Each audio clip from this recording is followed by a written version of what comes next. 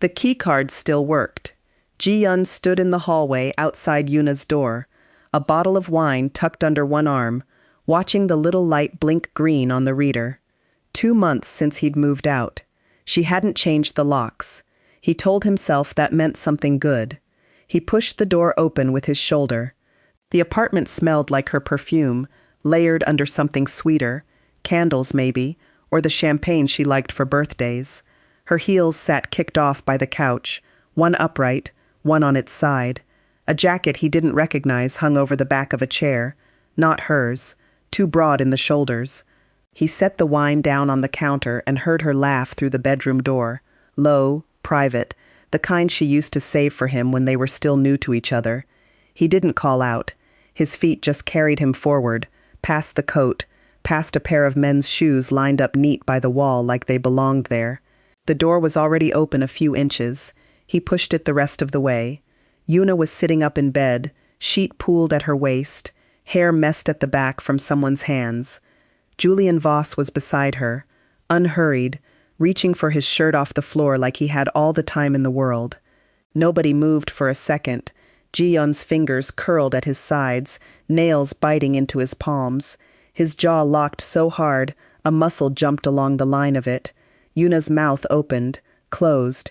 She didn't reach for the sheet. She didn't reach for anything. Ji-yeon. Her voice came out flat, testing the air, not scared.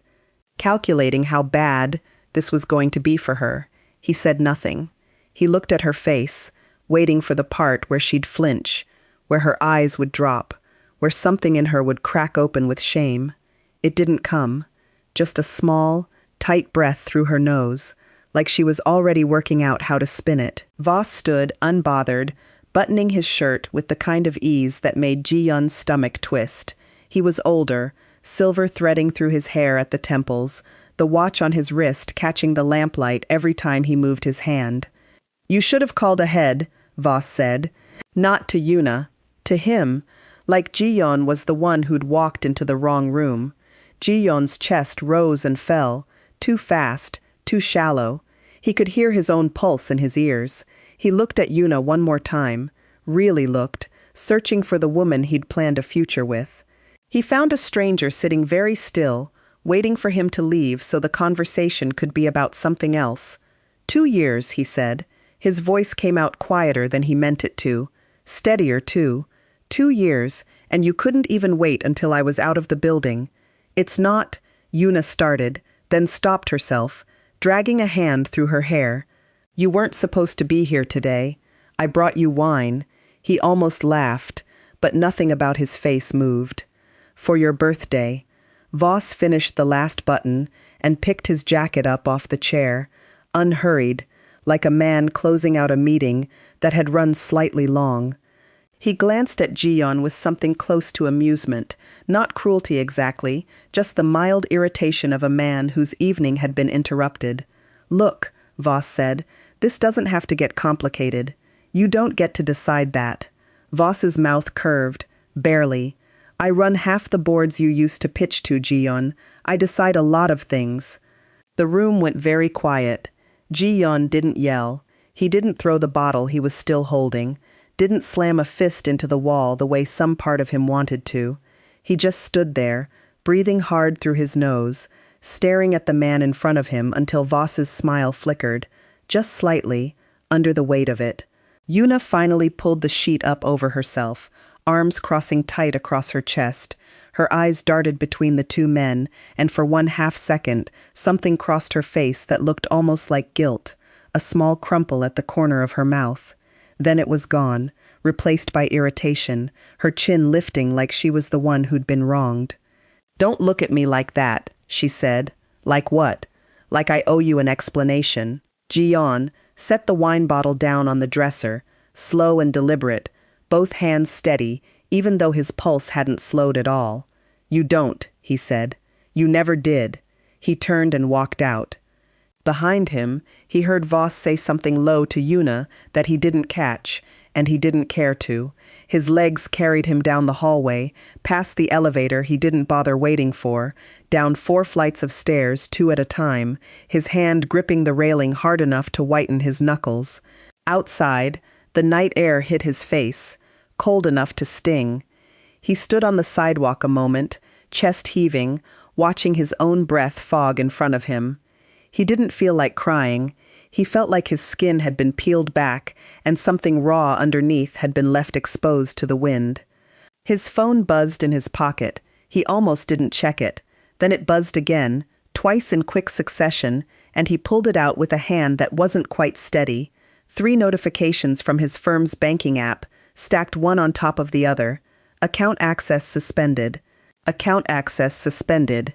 Account access suspended. He stood frozen on the sidewalk, thumb hovering over the screen, the cold forgotten. Voss hadn't waited until Ji-yeon left the room to make his call. He'd made it while Ji-yeon was still standing there. 3 days felt longer than 3 days. Ji-yeon had watched his name disappear from the client roster one line at a time, a call that didn't get returned, a meeting moved without explanation, an email that bounced back with no forwarding address. By the 3rd day, he stopped waiting for his phone to ring and started making a list of who might still take his call. The Cheongdam auction house sat behind tinted glass and a row of black cars, doormen in dark suits checking names off a tablet instead of a clipboard. Ji-yeon straightened his jacket before he reached the entrance, jaw set, rehearsing the 2 sentences he needed to say to salvage the bake contract. He'd built that deal from nothing. He wasn't going to lose it to a man who couldn't even face him directly. The doorman didn't look up from the tablet. Name? Han Ji-yeon. I'm here for the bake. You're not on the list. Check again. The doorman checked. His expression didn't change, but something in his posture did. A small stiffening, shoulders squaring, like he'd been told exactly what to do if this happened. You're not on the list, sir. I can't let you through. I built that contract. I understand. I still can't let you through. Ji-yeon's hands curled at his sides. He wanted to push past, wanted to demand a name, a reason, anything solid enough to argue with. But there was nothing to grab onto, just a closed door, and a man reciting a line he'd clearly said before. He turned away from the entrance, breath tight in his chest, and that was when he saw her. A woman stood a few feet off the main doors, arms crossed, watching the same doorman with the same flat, furious calm Ji-yeon recognized because he was wearing it himself. She was tall, dressed sharp enough to belong inside, a leather portfolio tucked under one arm, like she'd expected to need it, and now had nowhere to bring it. She caught him looking and didn't look away first. "Let me guess," she said. "Not on the list." Something like that. Yeah. She adjusted the strap of her bag, jaw tight. Me too. They ended up at a cafe half a block down, the kind with hard stools and a window fogged from the espresso machine. She ordered black coffee and didn't touch it for a full minute, both hands wrapped around the cup like she needed something to hold onto that wasn't a fist. "Zola," she said, not quite offering her hand. "Adeyemi. Ji-yeon." He didn't offer a last name. Old habit. She studied him for a second too long, eyes flicking over his face, his hands, the way he held himself too straight for someone who'd just been turned away from a door. "You're doing that thing," she said. What thing? The composed thing, like nothing happened. A small, humorless smile. "I do it too. Doesn't mean I believe it when I see it on someone else." Ji-yeon almost smiled back. Almost. "You didn't tell them why you were on the list either. No point. They already had their answer before I opened my mouth."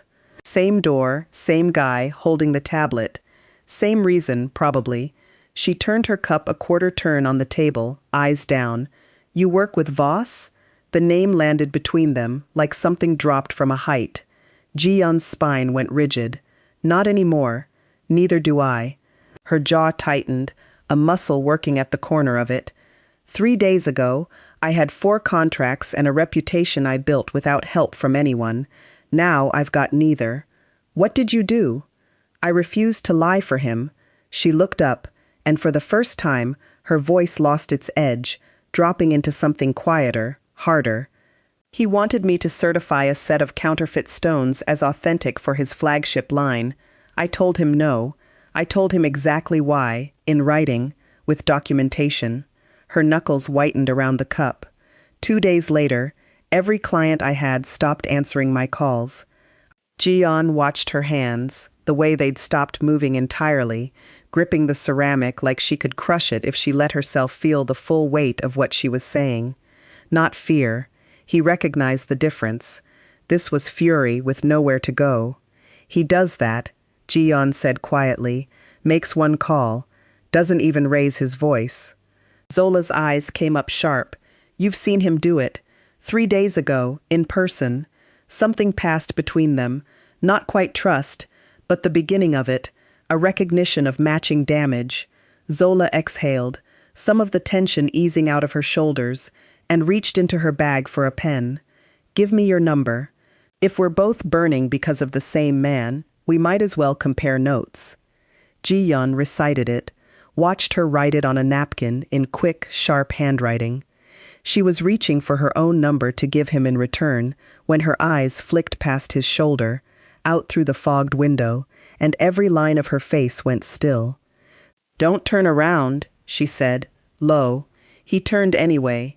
A black car sat idling across the street, engine running, windows tinted dark enough to hide whoever was behind the wheel. Zola had gone rigid across from him, the napkin forgotten in her hand. That's his driver, she said.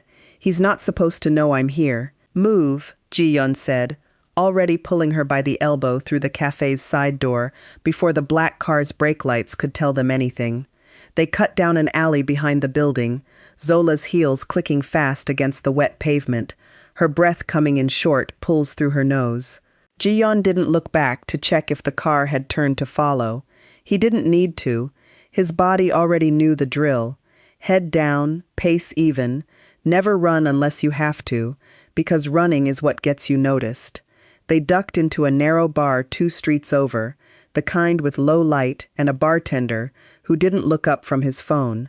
Zola slid into a booth at the back, pressing her spine against the wall like she wanted something solid behind her. Her hands were shaking.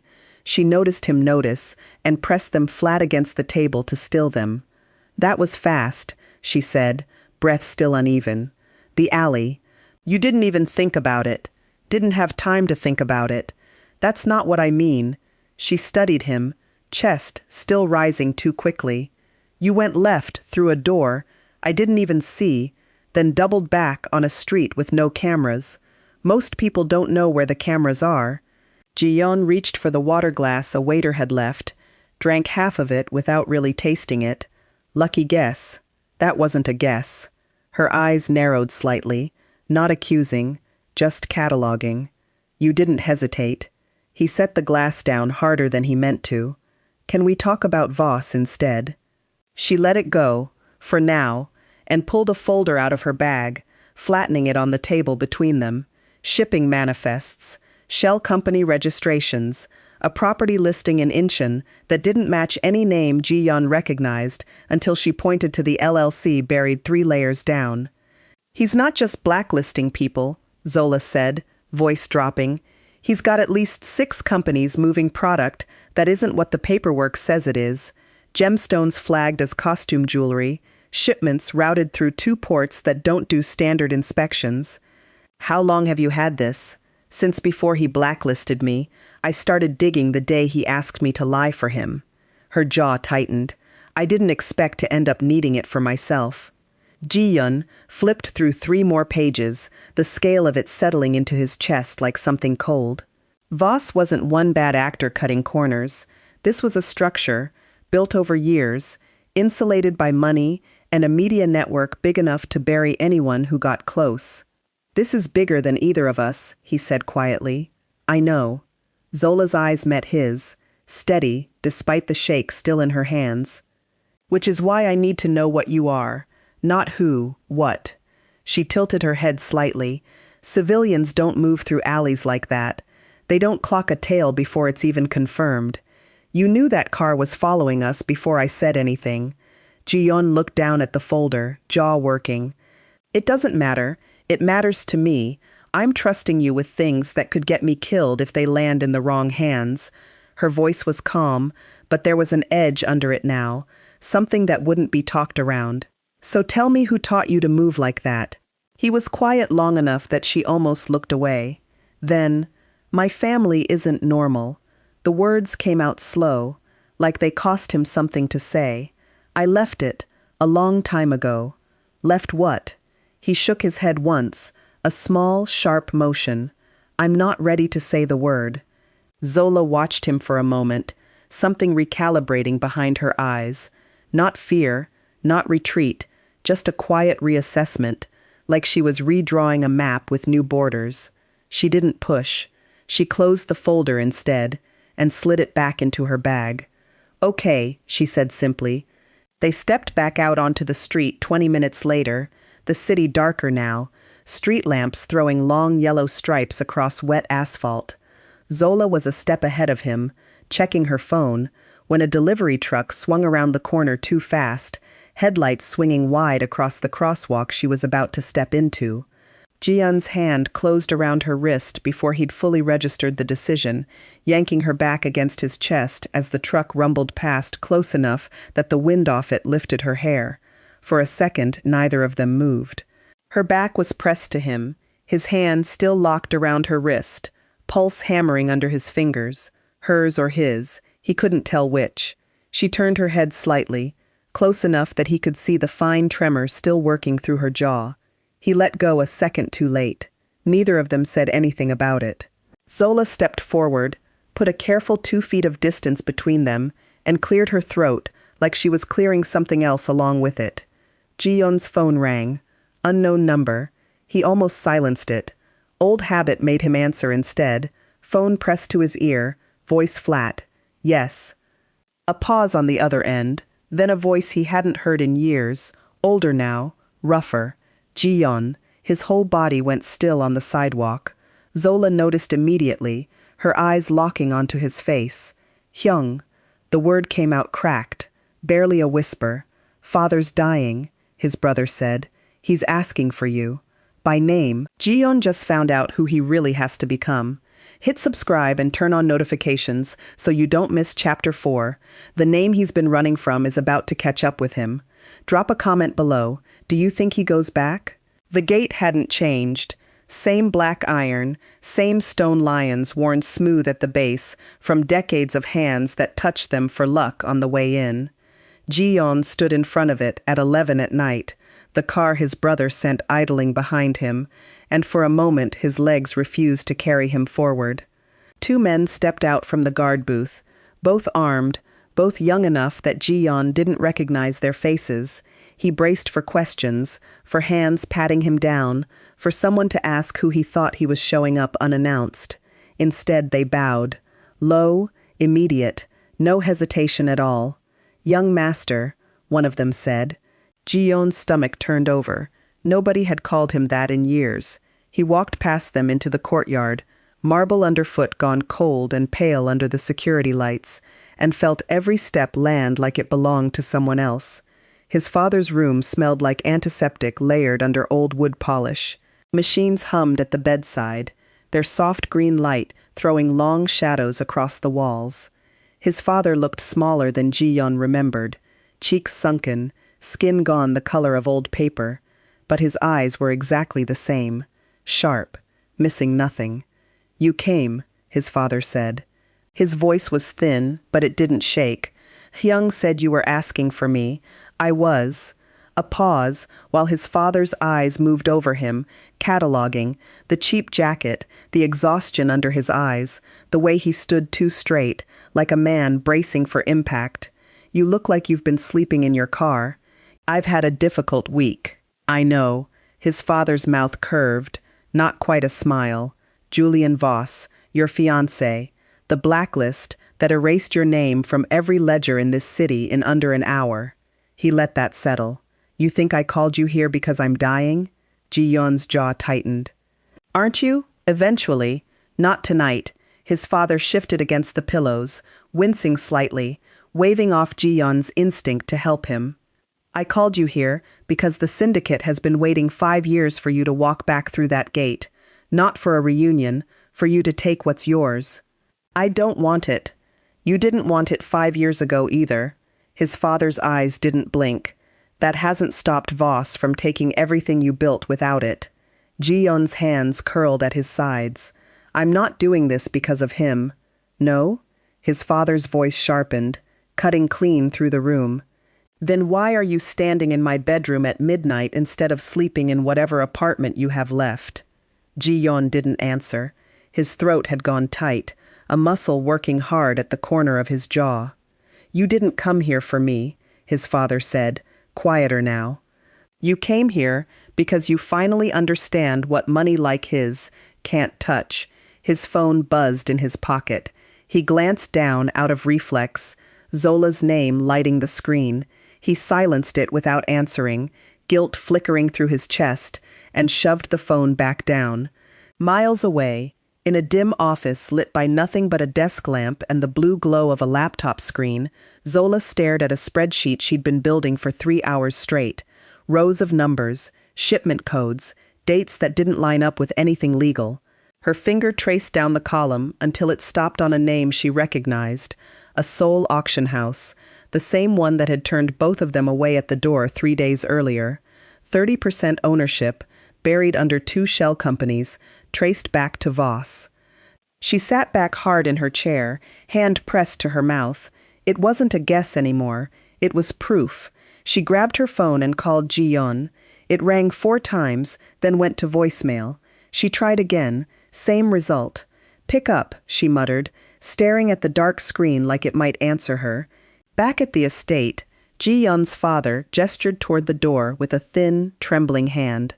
The ledger's in the study, you know where. The study hadn't changed either. Dark wood shelves, a wall safe behind a painting no one bothered to hide anymore, and in the center of the room, mounted on a pedestal under glass, the ledger. Old leather, edges worn soft, a brass seal embedded into its cover bearing the Han family crest. Ji-yeon stood in front of it for a long moment, hands at his sides, breathing slow and careful, like the air in the room had gotten thinner. His father's voice came from the doorway behind him, softer now than Ji-yeon had heard it in years. I'm not asking you to forgive any of it, what this family did, what I did. A pause, heavy with things neither of them were going to say out loud tonight. I'm asking you to use it. Ji-yeon's throat worked, jaw tight, eyes fixed on the seal. Every year he'd spent building a life outside these walls rose up in his chest at once. Every meeting he'd earned on his own name, every contract he'd signed without anyone bowing to him first. All of it erased in the time it took Voss to make one phone call. He lifted his hand and pressed his palm flat against the seal. It was warm under his skin, warmer than metal should be, like it had been waiting. Somewhere beneath the glass, a soft mechanical click sounded, and a thin blue light traced its way around the crest before fading again. Across the city, in a penthouse office with floor-to-ceiling windows overlooking the Han River, Julian Voss's phone lit up on the desk beside him. He glanced at it without much interest, expecting another update on a shipment or a call he could ignore until morning. The message had no sender name, just 6 words, glowing white against a black screen. Han Ji-yeon has returned. Voss's hand froze over the glass, his drink forgotten halfway to his mouth. Voss called Yuna 4 times before 8 in the morning, straight to voicemail every time. By noon, he'd stopped bothering with her name and started running through the rest of his contacts. A shipping partner in Busan, a board member he'd leaned on for a decade, a journalist who owed him 3 favors and had never once said no. Nobody picked up. 2 calls connected and disconnected within seconds, like someone had answered just long enough to confirm it was him before hanging up. He stood at his window with the river spread out below him, jaw tight, drink untouched on the sill. Deals that had been moving for weeks suddenly weren't. An email confirming a shipment came back with a single line, reviewing terms, from a partner who never reviewed anything. His phone buzzed. Not a call, a calendar reminder. His own gala, tonight, the one he'd built to remind the entire industry exactly who still controlled it. He almost canceled. Pride wouldn't let him. The auction house was lit gold that evening, chandeliers throwing warm light across marble floors, champagne circulating on silver trays. Zola stood near the entrance in a dark green dress, folder pressed flat against her side, watching the door. Ji-yeon arrived 20 minutes later. She almost didn't recognize him at first. The coat was sharper, black wool cut close, and his eyes had gone flat and still in a way she hadn't seen even in the alley 3 nights ago. 2 men in dark suits fell into position near the exits without him saying a word to them. She didn't ask who they were. She already knew. "You're different," she said quietly, falling into step beside him. "I had a long few days." "So did I." She held up the folder. "I found the connection, the auction house, that turned us both away. Voss owns 30% of it, through 2 shell companies." "I know." His voice was low, even. "Tonight we use it." They found Voss near the center of the room, drink in hand, laughing at something a board member said, performing calm for an audience that hadn't caught on yet. His smile faltered half a second when he saw them crossing the floor together. "Well," he recovered quickly, forcing warmth into his voice.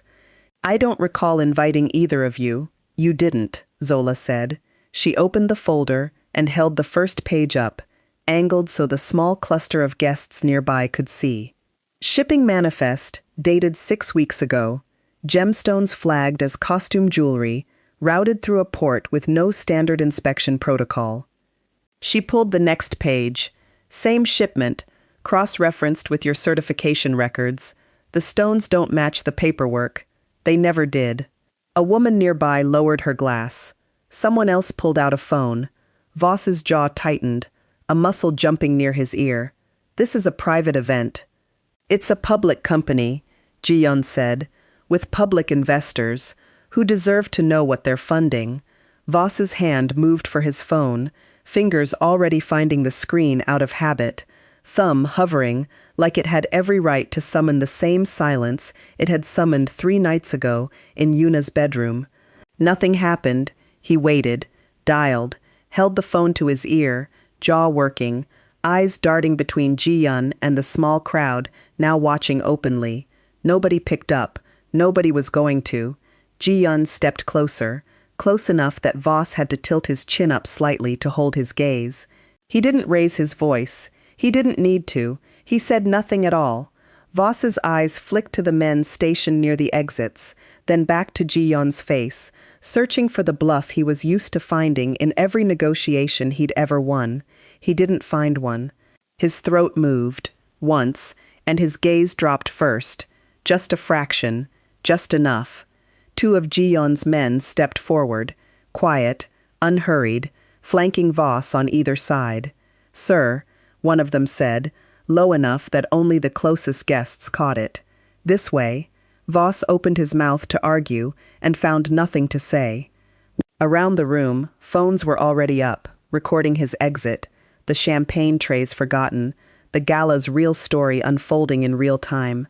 Zola watched him go, folder still open in her hands, and let out a breath that seemed to come from somewhere far below her ribs, the first full exhale she'd allowed herself in weeks. Her hand trembled slightly as she closed the folder and set it down on the nearest table. Ji-yeon noticed. He didn't say anything. He just stepped in beside her, closer than the moment strictly required, close enough that his shoulder brushed hers, and neither of them moved away from it. The room slowly emptied around them, guests drifting toward the doors in clusters, murmuring, still recording. Ji-yeon's phone buzzed once in his pocket. He glanced down. A text from his brother.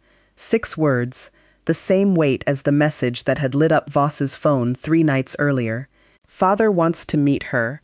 Ji-yeon looked up at Zola, who was watching the last of Voss's guests file out, still catching her breath. No idea what those words meant, or what they were about to cost her. He slid the phone back into his pocket and said nothing.